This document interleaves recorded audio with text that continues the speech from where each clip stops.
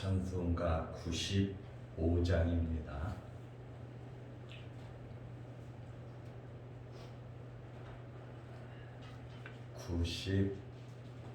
95장. 나의 기쁨 나의 소망 되시며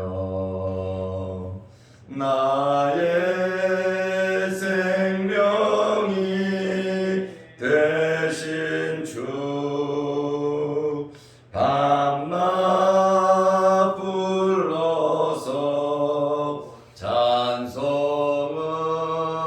드려도 늘 아신 마음 뿐일세. 나의 사모하는 선한 목자는 어느 꽃다운 동산에 양의 무리와 늘 함께 가셔서 기쁨을 함께 하실까. 길도 없이 어진 넓은 들에서 갈 길 못 찾아 애쓰며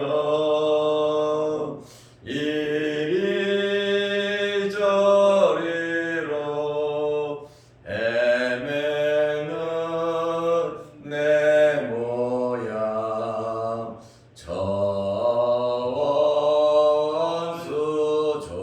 저원수조로 하도다. 주의 자비롭고 화평한 얼굴 모든 천사도 반기며 주의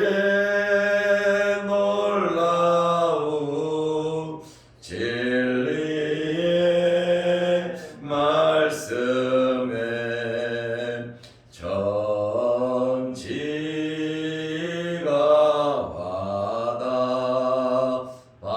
받아봐도다. 나의 진정 사모하는 예수님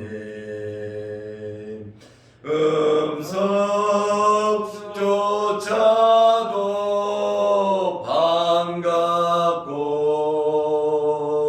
나의 생명과 나의 참 소망은 오직 주 예수 뿐일세.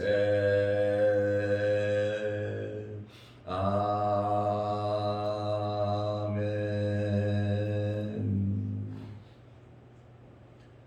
사도신경으로 신앙을 고백하겠습니다. 전능하사 천지를 만드신 하나님 아버지를 내가 믿사오며 그 외아들 우리 주 예수 그리스도를 믿사오니 이는 성령으로 잉태하사 동정녀 마리아에게 나시고 본디오 빌라도에게 고난을 받으사 십자가에 못 박혀 죽으시고 장사한 지 사흘 만에 죽은 자 가운데서 다시 살아나시며 하늘에 오르사 전능하신 하나님 우편에 앉아 계시다가 저리로서 산자와 죽은 자를 심판하러 오시리라. 성령을 믿사오며 거룩한 공회와 성도가 서로 교통하는 것과 죄를 사하여 주시는 것과 몸이 다시 사는 것과 영원히 사는 것을 믿사옵나이다. 아멘. 하나님의 말씀 디도서 3장 1절에서 8절 말씀까지 보겠습니다. 너는 그들로 하여금 통치자들과 권세 잡은 자들에게 복종하며 순종하며 선한 일 행하기를 준비하게 하며 아무도 비방하지 말며 다투지 말며 관용하며 범사의 온유함을 모든 사람에게 나타낼 것을 기억하게 하라. 우리도 전에는 어리석은 자요 순종하지 아니한 자요 속은 자요 여러 가지 정욕과 행락에 종노릇한 자요 악독과 투기를 일삼은 자요 가증스러운 자요 피차 미워한 자였으나 우리 구주 하나님의 자비와 사람 사랑하심이 나타날 때에 우리를 구원하시되 우리가 행한 바 의로운 행위로 말미암지 아니하고 오직 그의 긍휼하심을 따라 중생의 씻음과 성령의 새롭게 하심으로 하셨나니 우리 구주 예수 그리스도로 말미암아 우리에게 그 성령을 풍성히 부어주사 우리로 그의 은혜를 힘입어 의롭다 하심을 얻어 영생의 소망을 따라 상속자가 되게 하려 하심이라. 이 말이 미쁘도다. 원하건대 너는 이 여러 것에 대하여 굳세게 말하라. 이는 하나님을 믿는 자들로 하여금 조심하여 선한 일을 힘쓰게 하려 함이라. 이것은 아름다우며 사람들에게 유익하니라. 아멘. 8절 말씀까지 보았습니다. 바울은 오늘 본문에서 국가 권력에 대해서 국가 권세를 잡은 자들에게 복종하며 순종하라고 말하고 있습니다. 디도 목사는 지금 그레데 지역에서 목회를 하고 있었습니다. 이 그레데도 로마의 지배 아래 있었어요. 로마 사람들의 그 폭정, 세금 뜯어가고 사람 잡아가고 정말 어렵게 했습니다. 그렇다 보니까 이 그레데 사람들이 로마에 대하여 많은 소란과 폭동을 일으켰습니다. 그러나 바울은 국가 권세 잡은 자들에게 복종하고 순종하라고 합니다. 왜냐하면 국가의 권세는 하나님께로부터 오기 때문입니다. 그러므로 국가 통치 세력은 나라를 어떻게 다스려 가야 합니까? 하나님의 선하신 뜻에 복종하면서 나라를 다스려야 하는 것입니다. 이러한 상황 속에서 그리스도인들은 통치 세력이 결정한 법에 순종해야 된다. 이렇게 말을 하고 있습니다. 바울이 이렇게 말을 하는 목적이 있습니다. 첫째로 우리는 천국 시민으로서의 삶을 잘 살아야 하고 이 땅의 시민으로서 안전하게 삶을 살아가기 위해서 통치 세력에 순종하라고 말을 하고 있습니다. 두 번째로 국가는 교회를 보호해 주어야 합니다. 국가는 국민들을 지켜 주어야 하는 겁니다.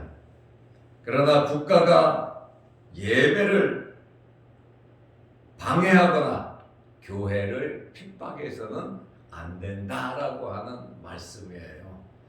왜냐하면 권세는 칼은 하나님께서 주신 거예요. 그러면 그 칼을 가지고 하나님의 뜻에 맞게 나라를 다스려야 된다는 거예요. 하나님께서 우주 만물을 창조하시고 아담에게 모든 것을 다 맡겼잖아요. 사람들에게 다스리라고 했어요. 다스리라고 한 것은 하나님으로부터 위임받은 청지기로서 그것을 다스리라는 것이지 마구잡이로 잡아먹고 폭정을 행하라고 맡긴 것은 아니다 그 말이에요. 이렇게 인류가 대재앙을 만나는 것은 하나님께서 맡긴 이 권세를 사람들에게 맡긴 다스리라고 한 이러한 이 다스림을 인간의 욕심을 채우고 자기의 목적을 채우면서 살아가다 보니 이러한 지구가 파괴되고 어려운 이러한 현상이 나타나게 되는 것입니다.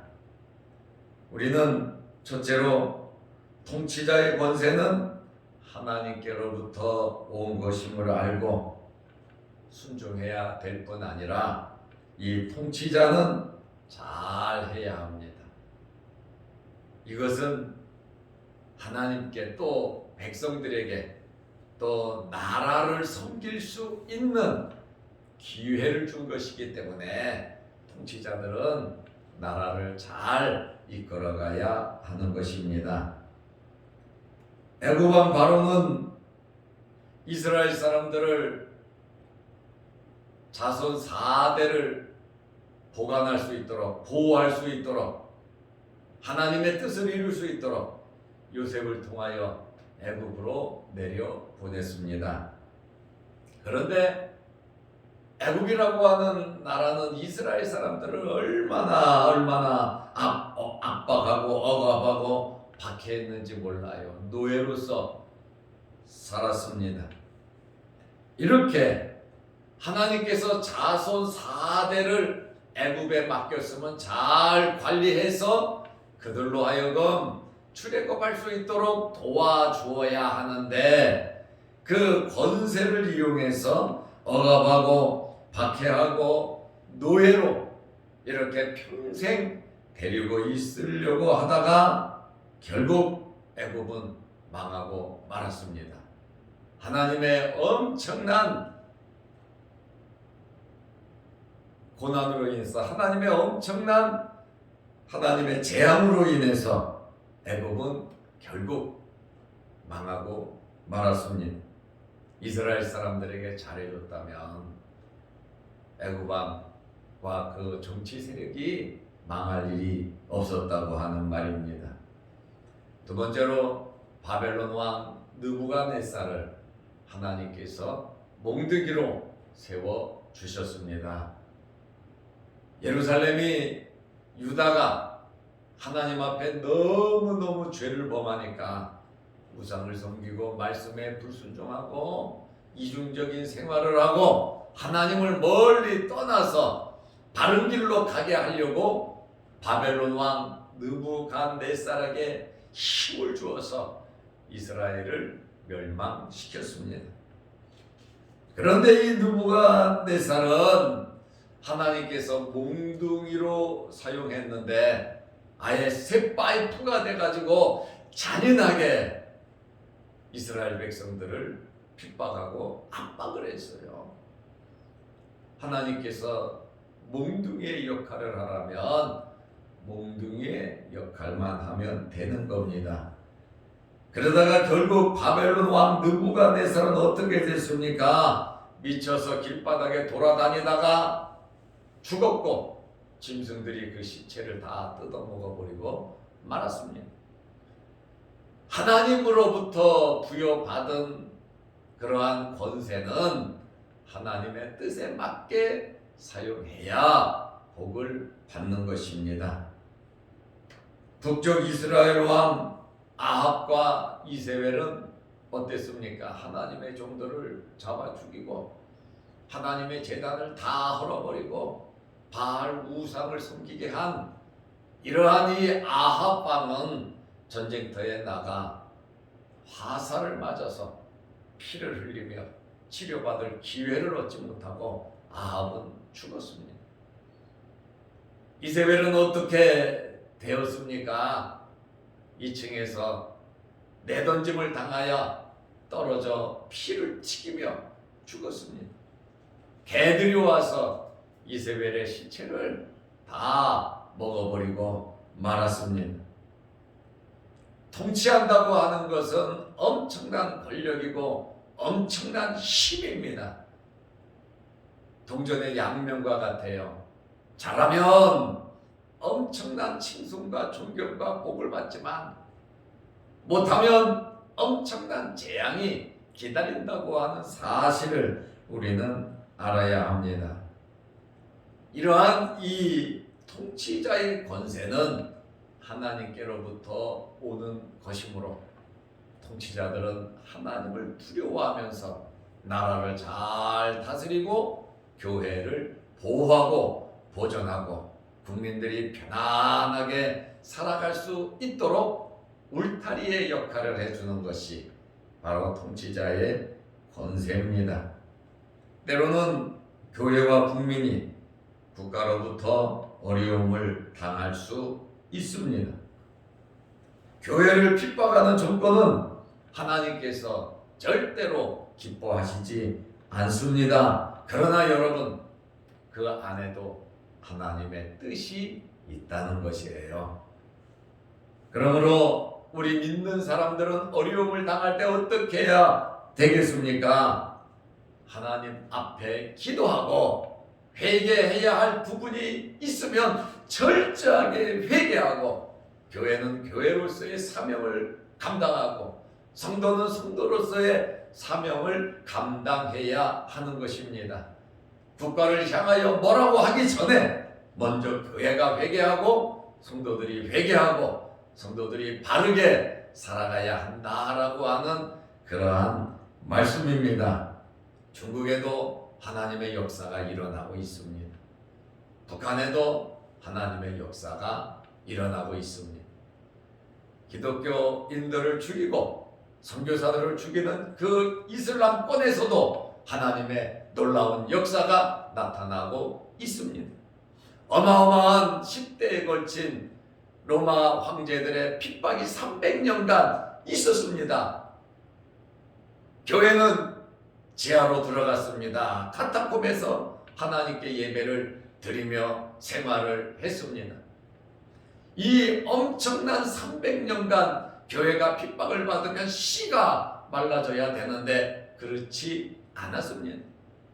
300년이 지난 후에 엄청난 피를 흘린 후에는 로마가 기독교 국가로 바뀌었습니다. 하나님께서는 하나님의 뜻을 이루어 가시는 것입니다. 이렇게 디도서 3장 2절 말씀해 보니까 아무도 비방하지 말고 다투지 말고 관용하며 범사에 온유함으로 모든 사람에게 나타낼 것을 기억하라. 교회를 학대하고 국민을 괴롭히는 정권이라 할지라도 이러한 통치 세력에 대하여 비방하지 말라고 말을 하고 있습니다. 왜요? 하나님의 계획과 뜻이 있기 때문에 그렇습니다. 그러나 교회와 국민이 무지하면 할 수 없이 깨달을 때까지 고통을 당할 수밖에 없는 것입니다. 그러므로 우리는 기도를 많이 해야 합니다. 그리고 하나님의 뜻에 맞는 올바른 지도자가 나라를 다스릴 수 있도록 믿는 사람들이 제대로 정신을 차리면서 살아가야 한다라고 하는 그러한 말씀입니다. 베드로는 베드로전서 2장 23절에 보면 욕을 당하시되 맞대어 욕하지 아니하시고 고난을 당하시되 위협하지 아니하시며 오직 공의로 심판하시는 이에게 부탁하셨다. 다시 말하면 하나님께 모든 것을 맡겼다라고 하는 그러한 말씀이에요. 겟세마네 동산에서 군인들이 예수님을 잡으러 왔어요. 베드로는 놀래가지고 칼을 빼가지고 예수님을 지킨다고 군인의 목을 치려다가 귀가 잘라졌어요. 예수님께서 그 귀를 다시 붙여주시면서 검을 꽂으라. 칼집에 다시 꽂으라. 검을 사용하면 검으로 망한다고 했어요. 그러시면서 내가 12영이 더 되는 천사를 보내서 이들을 다 멸할 수도 있다. 그러나 하나님의 뜻을 이루기 위해서 예수님은 십자가를 향하여 가셨다라고 하는 그러한 말씀이에요. 욕을 당하시되 맞대어 욕하지 아니하시고 고난을 당하시되 위협하지 아니하시고 오직 공의로 심판하시는 이에게 부탁하시며, 저와 여러분은 하나님의 주권을 믿고 하나님께 맡기며 기도하면서 회개할 부분은 먼저 우리가 회개하고 하나님의 뜻을 기다리는 것이 맞습니다.